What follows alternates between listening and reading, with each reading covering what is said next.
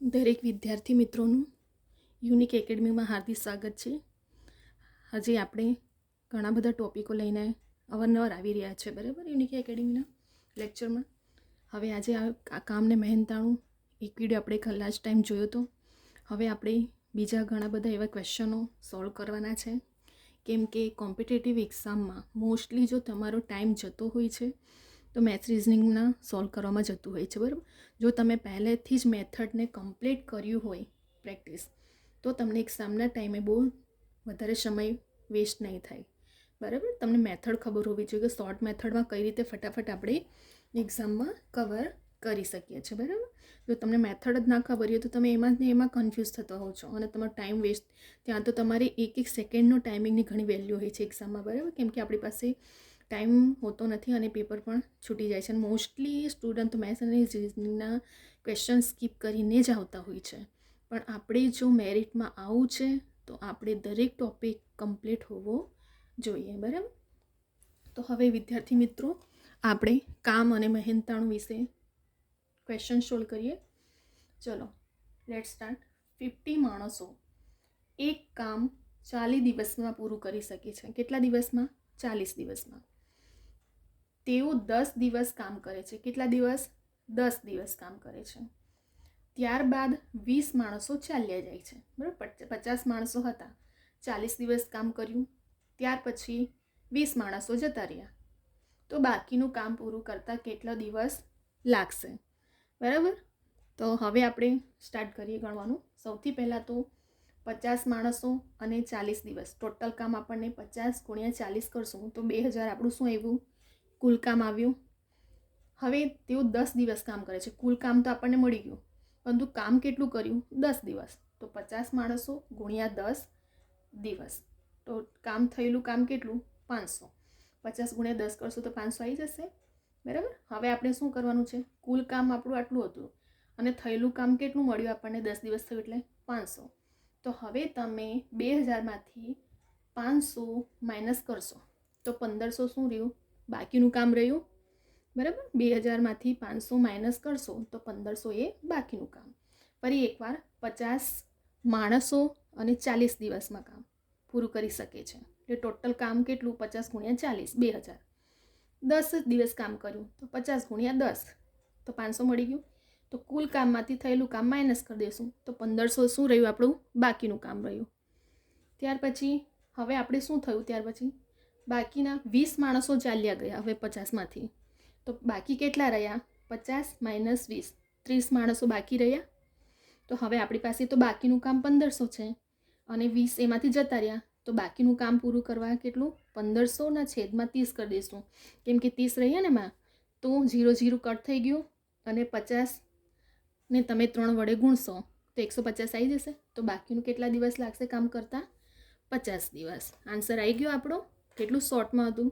આપણે એક્ઝામમાં ફટાફટ ગણીએ તો 50 માણસો × 40, બરાબર, કુલ કામ. એમાંથી 10 દિવસ કામ થયું તો 50 માણસોનું 10 દિવસનું કામ ગણી લેવાનું. એટલે 2000માંથી 500 માઇનસ કરશો તો 1500 બાકીનું કામ રહ્યું. 20 માણસો ચાલ્યા ગયા તો 50માંથી 20 માઇનસ તો 300 માણસો બાકી રહ્યા, તો 1500 બાકીનું કામ અને 30 માણસો તો કટ કરીએ આપણે તો 50 આન્સર આવી ગયો આપણો, બરાબર.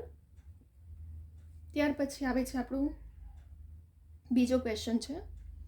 40 માણસો એક કામ 30 દિવસમાં પૂરું કરે છે. કેટલા દિવસમાં? 30 દિવસમાં.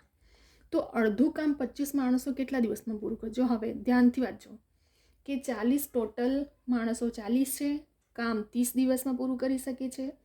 અડધું કામ 25 માણસો કેટલા દિવસમાં પૂરું? તો આપણે પહેલાં તો કુલ કામ શોધવાનું. હંમેશા યાદ રાખજો, આવા કામ અને મહેનતાણાના રિલેટેડ ક્વેશ્ચન હોય તો સૌથી પહેલાં આપણે કુલ કામ. ચલો, 40 માણસો 30 દિવસ, તો 40 × 30, 1200 કુલ કામ.